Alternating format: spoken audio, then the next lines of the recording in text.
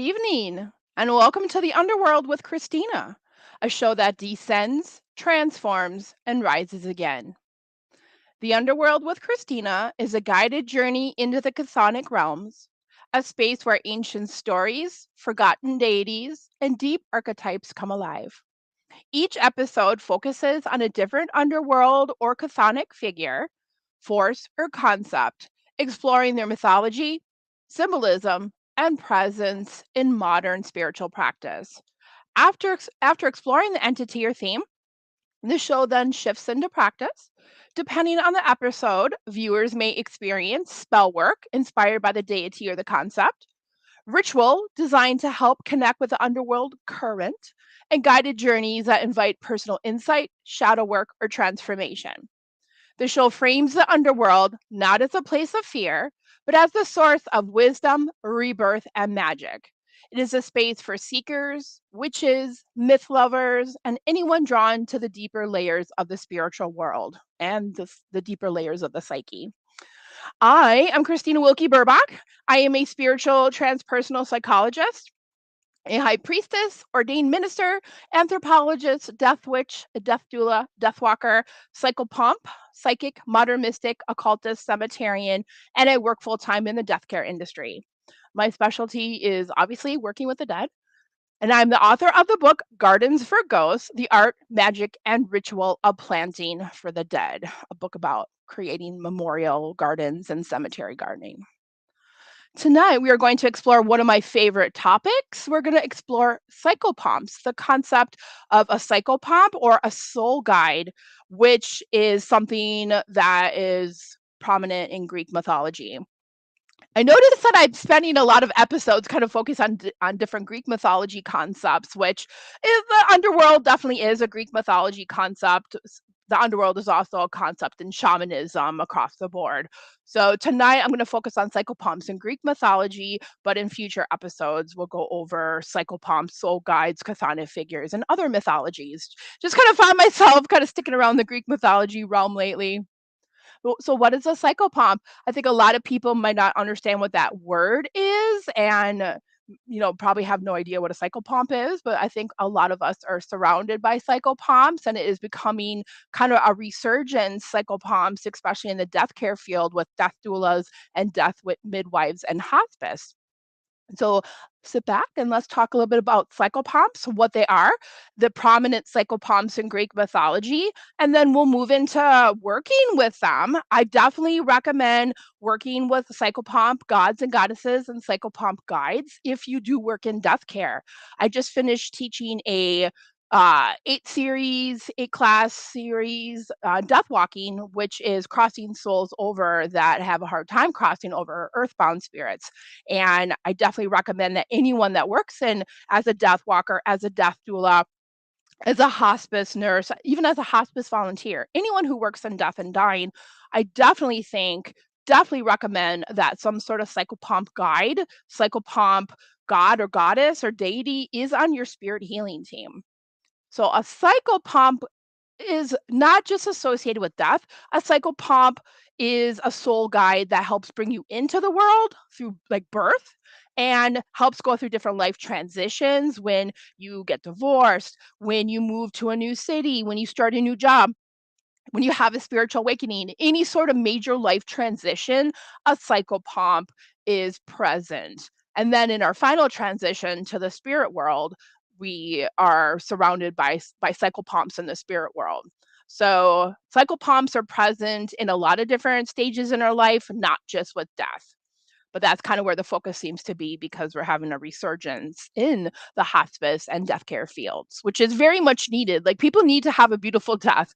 I think when people have a beautiful death, which is really what like hospice is aiming for, then I think they bring less baggage into their next lifetime and don't have to deal with I've done mm, 5 or 600 past life regressions, and a lot of people have issues in this lifetime from the way they died in a previous life. So I think it's very, very important to help give people a peaceful death, a beautiful death, to help guide them into the spirit world so they don't stay stuck.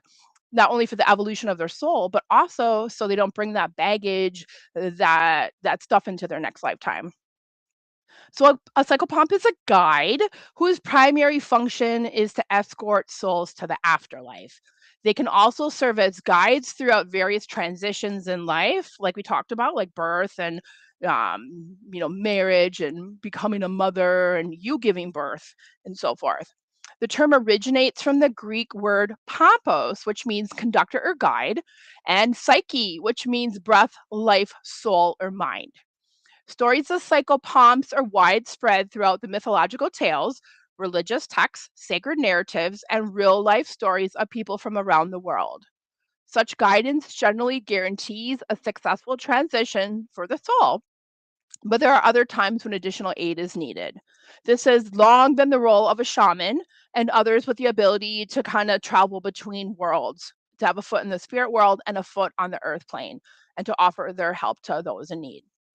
Psychopomps are present in so many mythologies around the world. Every pantheon, every mythology has various psychopomps.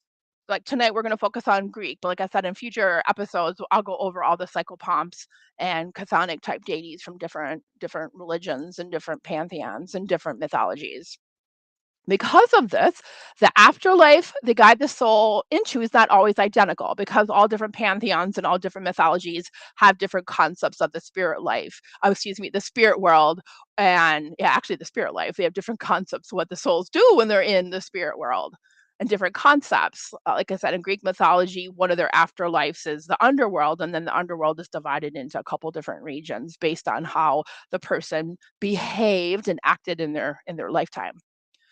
There are so many different ways of understanding life and cultures from around the world, and many different answers we give to the mystery of death.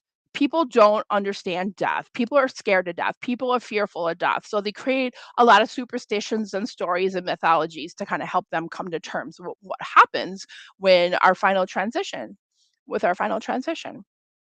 We're all human, and there are some common threads of experience and meaning in our beliefs about the passage into the afterlife. In many Native American, indigenous religions, spirit animals can act as guides to the afterlife. For example, in Aztec culture, dogs were believed to help a dying owner in their last passage. Other animals seen as psychopomps or birds, I definitely believe every bird is some sort of spirit messenger.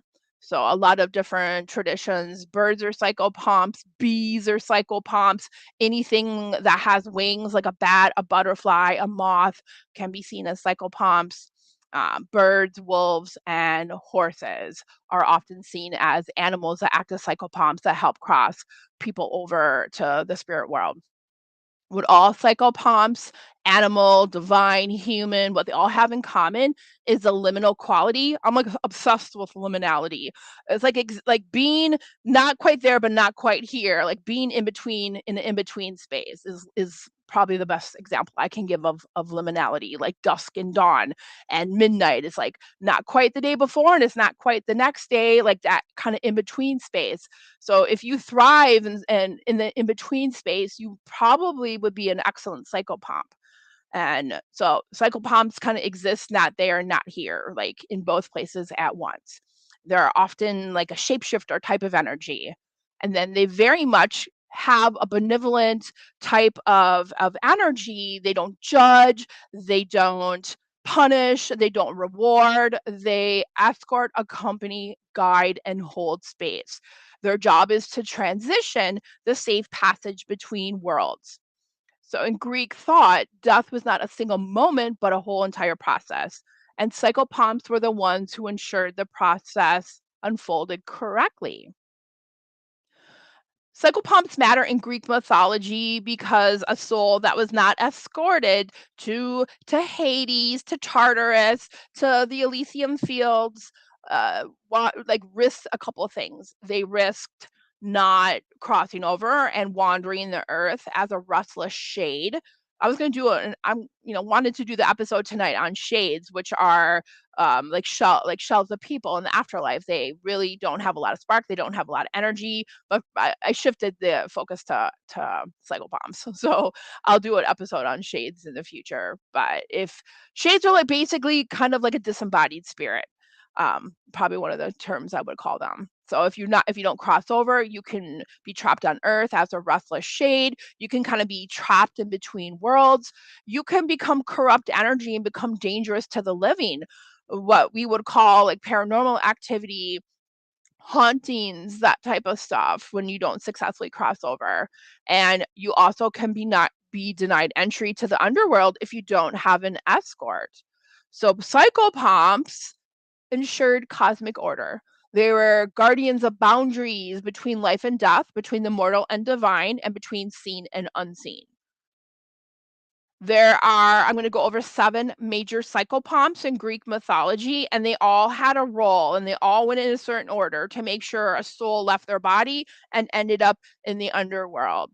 So probably the most, I know so many people are going to say like, oh, Hecate or Persephone. No, the most important psychopomp was Hermes.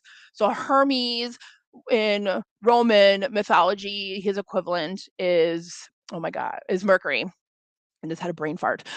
So Hermes had many different roles, like a lot of the gods and goddesses have many facets, have many aspects to them.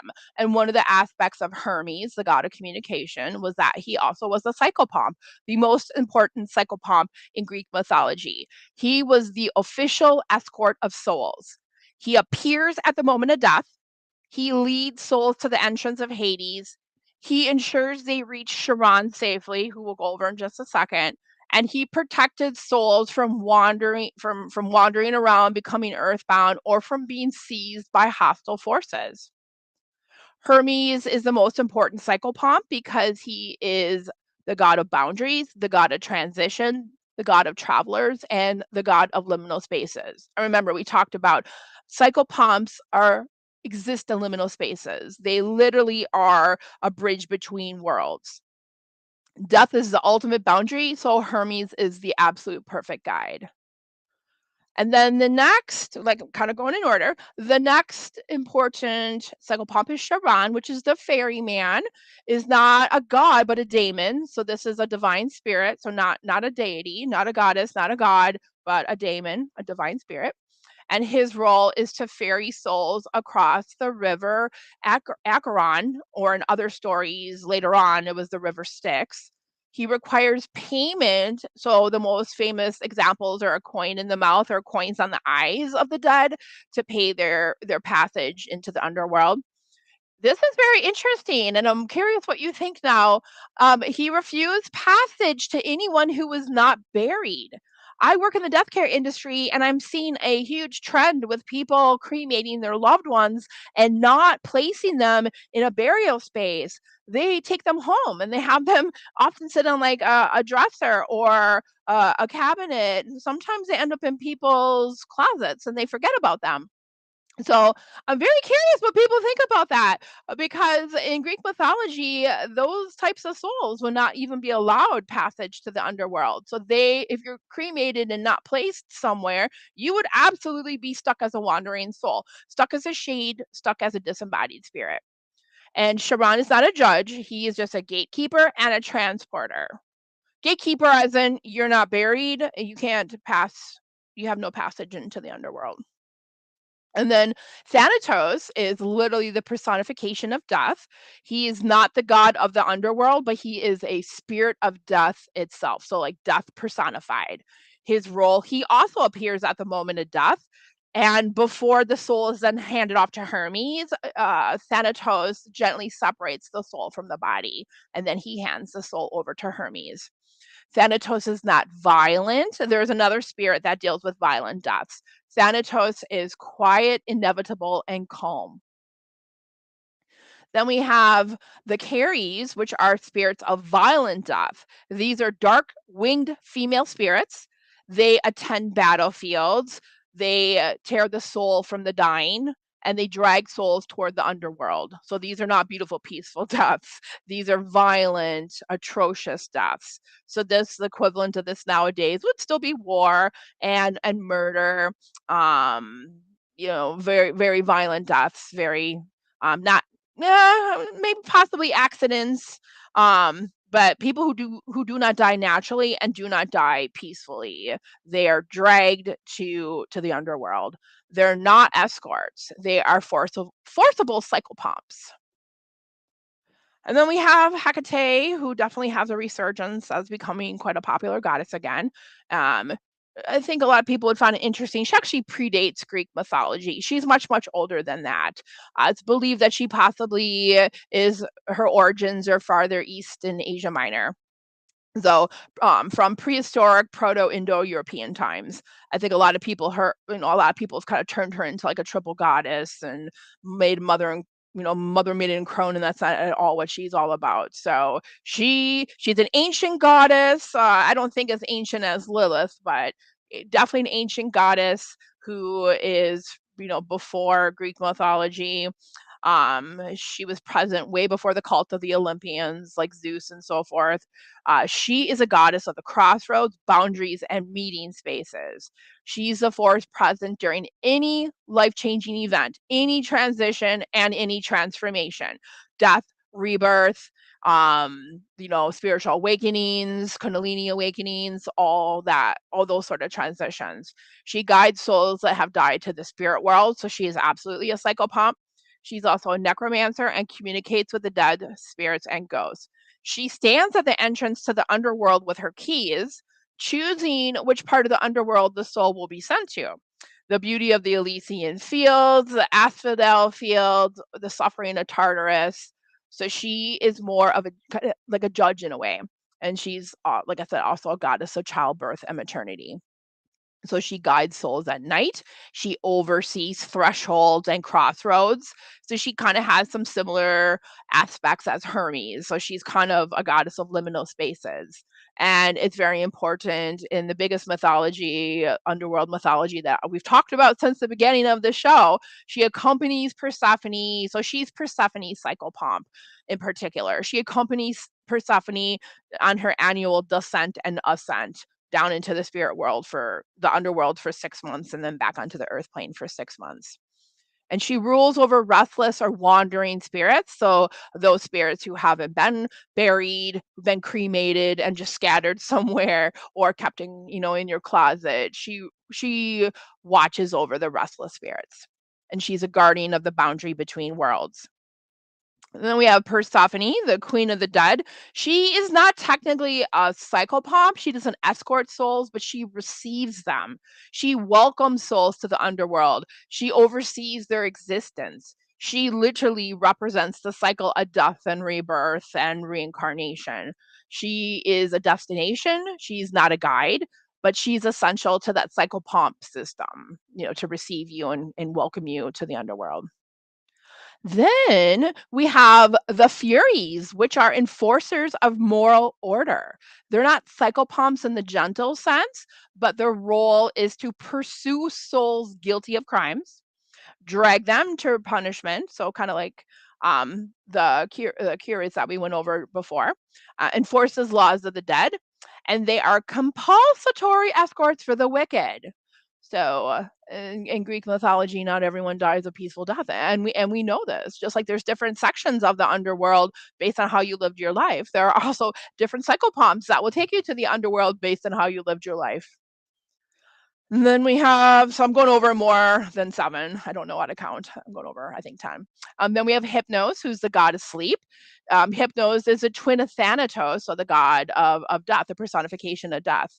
So Hypnos guides souls in dreams, helps the dying slip into unconsciousness, symbolically bridges sleep and death, and he's a very, very soft psychopomp, so not like the Furies. He's associated with transitions of consciousness. So people who like slip away, go into a coma, lose consciousness and then pass away. That's what kind of psychopomp he is. People who pass away in their sleep. Then we have the Morai, or also known as the Fates. They do not escort souls, but they determine the moment of death. So there's 3 of them. Clotho spins the thread of life. Lachesis measures it, and Atropos cuts it. Once the thread is cut, Thanatos and Hermes take over. So I kind of equivalent, the equivalent of this would be if you do any sort of like death walking work or psychopomp work or soul crossing work or astral travel, we always have that silver cord that we're attached to our body.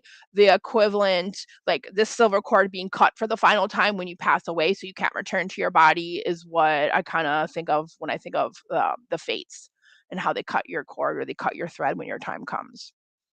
And then I just want to mention Hades. He is the god of the underworld. It's his domain, but he is not a psychopomp in any way, shape, or form. He does not escort souls. He does not greet souls. He rules the underworld, but he is not a psychopomp in any way, shape, or form. So really, really wanted to point that out. So going over the psychopomp process step by step. So in Greek belief, the journey of the soul looked like Thanatos or the Kyries arrive at death.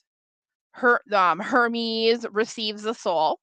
Hermes leads the soul to the river in the underworld. And then Charon ferries with payment of passage, and with the body being buried. Charon ferries the soul across. The soul then enters the gate of Hades. Persephone greets and receives the soul. And then there are judges there that assign the soul's place. And each being plays a very distinct role in the transition. I very much want to point out human psychopomps. Like I said, death care, I mean, we all die. So if you want some job security, work in death care. I think it takes a very, very, very, very special person to work in death care. It's an incredibly stressful job, but very, very, very rewarding. There's a lot of burnout and very high turnover. So you are a very blessed and amazing soul if you work in death care. So I think once again, it's very important to help protect yourself to work with a psychopomp. And I just want to point out with the resurgence in hospice care that we have a need. And once again, hospice care is all about helping humans have a beautiful death. And I think it's very important to have human psychopomps to guide individuals on, in the human plane to be received by the deities. So it's very common for psychopomps to come from the other side of the veil, so in the spirit world, to offer guidance or to act as greeters upon arrival. But we must not forget that there are so many humans on this side who actively assist in the dying process and work to ensure a safe passage. They may be known as hospice nurses, hospice volunteers, soul midwives, death walkers, spiritual counselors, death doulas, exit guides, or any other number of religious and secular titles. Those are just some examples. So human psychopomps, once again, exist in liminal spaces. They're amazing at being bridges between worlds. They're adept at guiding others through their transformational experiences like death and birth. They are compassionate, non-judgmental, and friendly. They hold space. They are experienced border crossers and hedge crossers and walkers between the worlds. They are shapeshifters who can change their appearance to match the set and the setting and the time. They are arbiters of change for individuals and the culture. They are magical beings who can facilitate healing in unexpected ways. So this is especially true in the Western world where so many people die alone or in situations where they're overcome by fear and distractions, such as bright lights in the hospitals and machinery and medical devices, numerous noises and lack of privacy in modern medical facilities. Such problems are often compounded by the fact that so many people undergo heroic and unnecessary life-saving measures in just days or hours before their death. Instead of offering help, such measures are generally a distraction from the process of dying. And in our world, as we become more progressively out of balance, there's also an increasing number of people who are dying from unfortunate circumstances. I can't talk. Unfortunate circumstances such as violence, war, famine, and natural disasters. So we're having a lot of mass exoduses. So we definitely are out of balance. We need to help more people have beautiful deaths. Almost everyone wishes that they could experience a peaceful, calm end of life transition. We all hope to die peacefully in our beds as we sleep or spend our last days surrounded by loved ones as we quietly slip, across the veil. Unfortunately, that's not the way most people die in the modern world, which is why it's so important now than ever to have an advocate for the dying soul. It is important to ponder the question of whether the soul or spirit of a person can get lost or stuck on the way to the afterlife. Absolutely. That can definitely happen. I think a lot of souls get stuck for a number of reasons. And if you're interested in that, I just got done teaching a death walking series, and that is available on my website, mindsoulandself.com. There's a whole tab that says Death Walking, Death Doula series. And that series focuses on crossing spirits over that are earthbound and stuck for a number of reasons. So many people die horribly. So many people do not die a beautiful death, and then they can get stuck, they can get lost, they can get confused. So I think there's a great need for psychopomps, not just those that help cross spirits over at their moment of death, but also those that get stuck. And like I said, I think it's very, very, very important to work with psychopomp deities and spirits if you're going to work in the death care industry.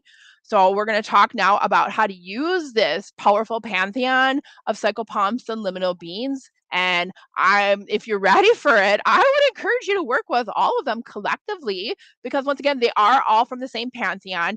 They all work together in a process. They all have a role of handing the soul off to the next person. So death is a journey, not a final destination. And why I love the Greek mythology and the pantheon of the psychopomps is that it literally starts with the soul separating from the body and ends up with them being greeted in Hades or the underworld by Persephone. So I'm going to encourage you, if you're a death care worker or you want to get into death care, it is once again not for the faint of heart. I think you need a lot of spiritual support on the spiritual side.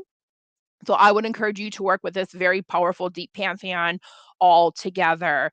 I think, working with them all together really opens up this incredible, like connected thread of fate and death and dreams and threshold magic. So what you're essentially building here is a full Greek psychopompic path, a current that blends necromancy, shadow work, fate craft, dream magic, and liminal sorcery. So let's go through working with them all collectively, once again, because they're all connected to each other. They're all from the same pantheon, and they all kind of tell a story, the journey of the soul. So how can you work with Hermes, Hecate, Persephone, Thanatos, the Curies, the Furies, the Fates, and Hypnos in magic, spell work, and witchcraft? So a couple ideas is, build a psychopompic altar. Put little statues of each of them on it, or symbols for each one of them, like Hermes, the caduceus, feathers, coins; Hecate, keys, torches, crossroads dirt; Persephone, pomegranate, flowers, seeds. The narcissus, the daffodil; Thanatos, poppies, black cloth, extinguished candles; the Curies, iron, obsidian, red thread; the Furies, snakes, whips, black stones; the Fates, thread, scissors, and a spindle; and Hypnos, poppy seeds, lavender, and dream pillows. So this altar becomes a gateway, becomes your sacred space for liminal work. And then you can do different spell work by each deity. Like Hermes, you can do spirit communication. So like a divination tool that helps you communicate with spirit. You can call Hermes to open a safe channel and close it cleanly. Using incense, white candle. So Hermes spells would involve like safe spirit communication. Hecate would involve like crossroads protection, a great one to help protect you when you do death doula work or death walking work. So you can use like black salt for banishing, warding, boundary setting. You can use keys, a black candle. Persephone, we talked a lot about her as literally the archetype for death, descent, death, descent, rebirth, ascent. So that descent and rebirth. So any sort of like that cyclical going down, doing like shadow work and coming back out again. So pomegranate seeds, a dark candle. Thanatos, any sort of releasing closure work, like with a black ribbon, candle, writing down what you want to release on paper and burning it. The Akiri's spell, which is a more advanced spell of like severing cords. So you like tools you could use would be obsidian, red thread, iron nails that you would cut the thread to sever. So for very serious situations. Furies, any of their spell work would involve like justice invocation. So black candle, a snake symbol, write injustices and then burn the paper and ask for righteous correction. A fate spell would be like spells for destiny using thread and scissors and different like knot work. And then any sort of hypno spell would involve like dreaming and dream walking. So like lavender, mugwort, putting dream sigils under your pillow for prophetic dreams. I would recommend a protection spell, a protection circle. I would call it like a psychopomp circle, in which you invoke all of them. So you would cast the circle of protection, light candles for each deity, and I would evoke them in this order. Hecate for protection, and then Hermes, Persephone, Thanatos, Curies, Furies, Fates, and Hypnos. And then state your intention. Protect me, guide me as I do my death dealer work, etc. And then perform your working and then close the circle in reverse order. So Hypnos, Fates, Furies, Curies, Thanatos, Persephone, Hermes, and Hecate. And then these are not working with all of them collectively. There's definitely some ethical considerations. This is very serious work. Like I said, death work. Everyone is so, you know, I don't want to say trendy, but it's so like, I want to work in death care. I love working with death and dying and chthonic. Like it's so metal. No, it is like serious work. I think it's definitely a soul calling to work in this realm. So this is serious working with these psychopomps, working in death and dying. These are all like neutral energies. They expect respect, not fear. Um, and then use the Curies and the Furies. They're not gentle, like, work with them appropriately. So take this seriously. So I'm gonna end here by going through, one of like, creating an altar, a 7-day altar, 1 day for each one of the psychopomps, and then ending with, like, some suggested magic. So day one, you want to create your Hermes altar. So on the altar, I would put a yellow or white candle in the center, and then a coin in the front center, a feather or a wing symbol on the left, on the right, incense, and then in the back, a small bowl of water. And this is to open the roads between worlds and establish safe ritual movement. And then on day two, we're starting to evoke Hecate for crossroads and protection. So in the center, we would want to have a black candle and then 3 keys making a triangle around the candle. And the front, a bowl of salt, particularly black salt. And then on the left, a small torch or a candle snuffer. And then on the right, a protective herb like garlic, rosemary, frankincense, myrrh, whatever you consider protective. And this is to fortify the space, establish boundaries, and call Hecate's guardianship and protection. And day 3, we're going to create an altar for Persephone. So in the center will be a dark red or black candle. In the front will be red fruit or pomegranate seeds, preferably. You can always find pomegranate seeds depending on where you are in the world. So you can always find pomegranate juice, though. In fact, that's a staple on my altar to Persephone. So pomegranate juice you could use. To the left, a fresh flower, which symbolizes life. To the right, a stone or bone, which represents death. And then in the back, a small bowl of soil. And this begins the descent and holds both life and death on the altar at once. Day 4, we're going to create an altar for Thanatos for releasing and peaceful endings. So the altar energy is like very still and silent and about surrender.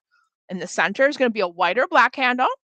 In the front, a folded piece of paper written down with what you want to release.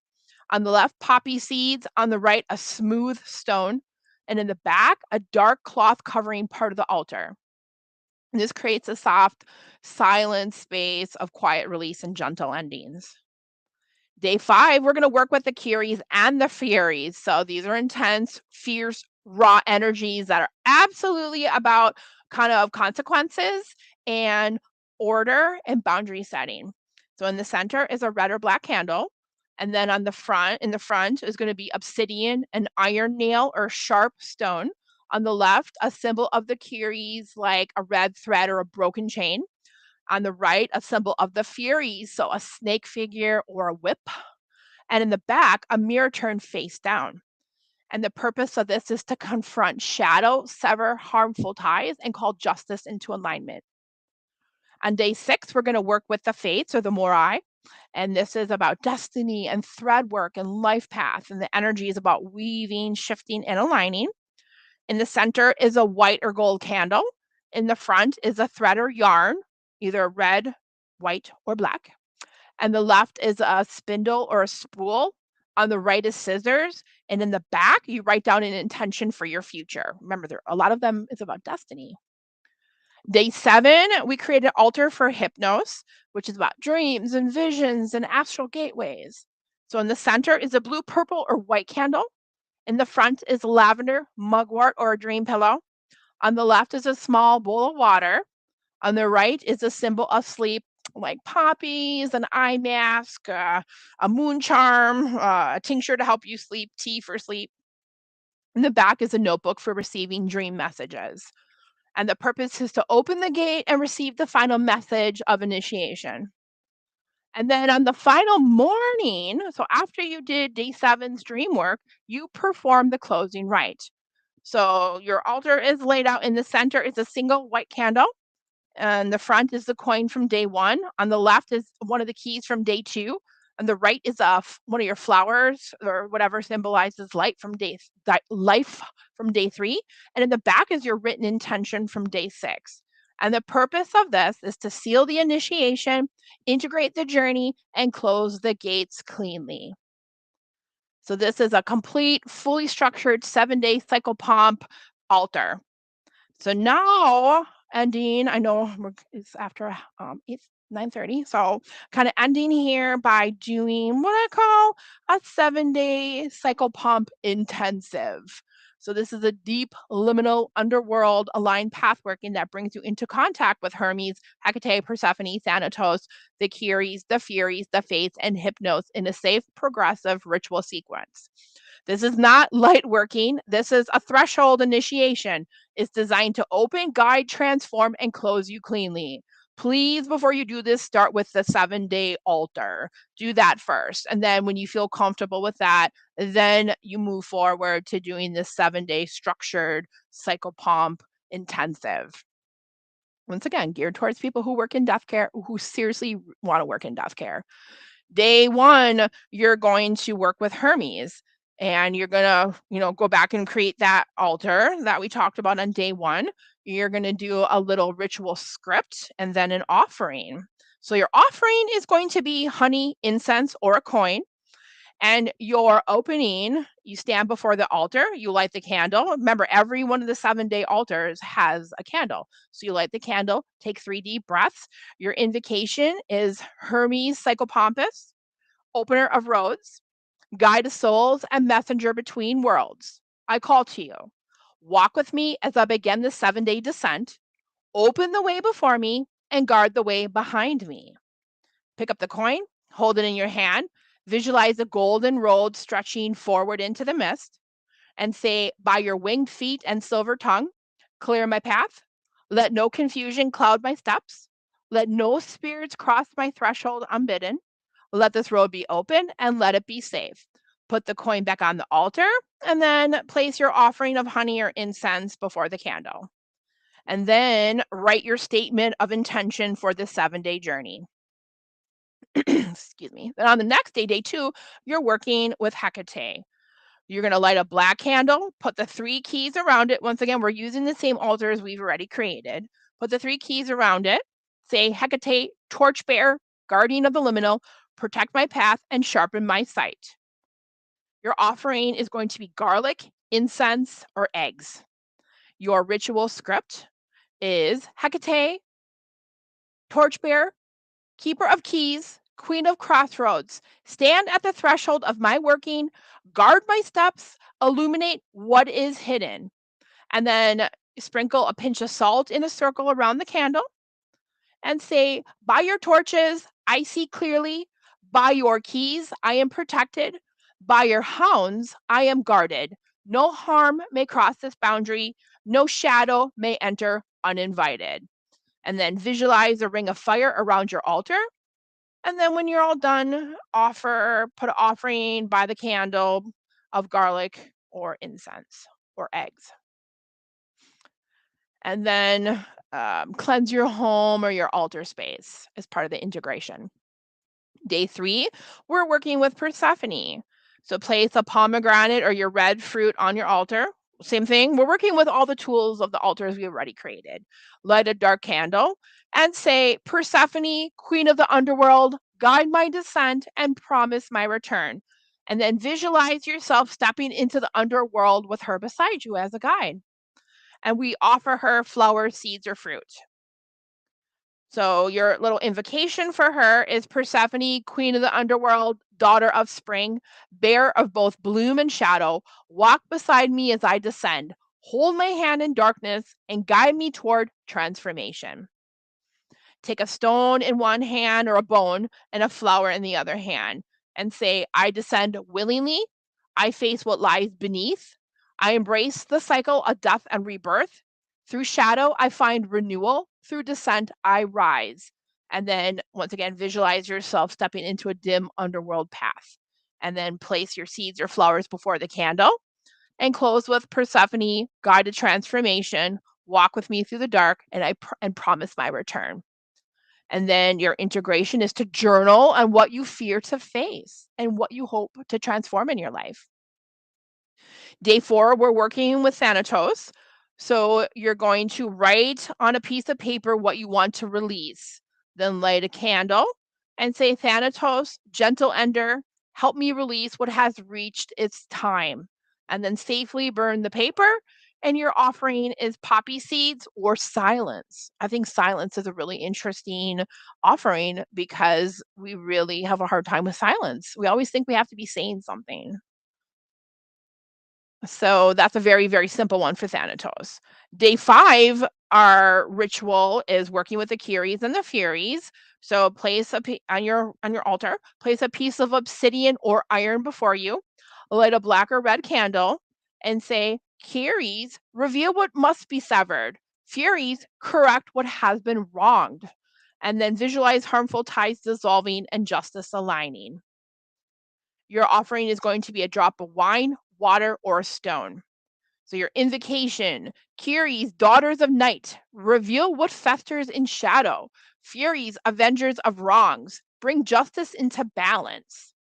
Hold a red thread or a symbol of severing and say, what harms me is cut away, what haunts me is revealed, what wrongs me is corrected, what binds me is broken. And then either cut the cords or visualize them snapping, shadows dissolving, and justice aligning, and then offer them your stone, wine, or water. And then your integration is to write a list of boundaries you must enforce. And then day 6, you're working with the fates or the morai. So hold a thread, light a candle, say, Morai, spinners of destiny, show me the thread I must follow. And then tie a knot for what you want to manifest and cut a piece of thread for what must end. And then your offering is a piece of thread or a drop of oil. So their invocation is Morai, spinners of destiny, weavers of paths, cutters of endings. Show me the thread I must follow. Guide my hand as I weave my future. Once again, tie a knot in the thread. This I call into being. This I weave into my life. Cut a piece of thread. This is what I release. The thread ends here. And then place both pieces on the altar. Mariah, thank you for your guidance. May my path be aligned and my steps be true. And then your integration is to write your desired future in the present tense, like it really is happening right now. It's happening right now. And then day 7, working with hypnos. So place lavender or mugwort under your pillow and say before you go to sleep, hypnos, gentle dream bear, open the gates of vision. And then your offering is a quiet room, dim light, or incense. Your invocation is Hypnos, gentle dream bear, lord of quiet realms. Open the gate of vision, let sleep be my temple and dreams be my teachers. Once again, you put that herb under your pillow or beside your bed and say, Tonight I dream with purpose. Tonight I receive the message. Tonight the gate opens. And then your offering can be a bowl of water or incense. Hypnos guide my dreams and bring me back with wisdom. And then record your dreams immediately upon waking. And then your final closing rite that we perform the morning after day 7. Light a single white candle and say, I return from the threshold changed, guided, and whole. The gates close behind me, but the wisdom remains. And then snuff the candle out and ground yourself with food or nature. It's breakfast time. And then kind of your final invocation. I return from the threshold. I return from the deep. I return changed, guided, and whole. And touch the coin, the key, the flower, and your written intention and say, the gates close behind me, the wisdom remains within me, the path is sealed, the journey is complete. And that is your 7-day altar for each one for the psychopomps, the Greek psychopomps. Working with them as a collective, I think, is really important.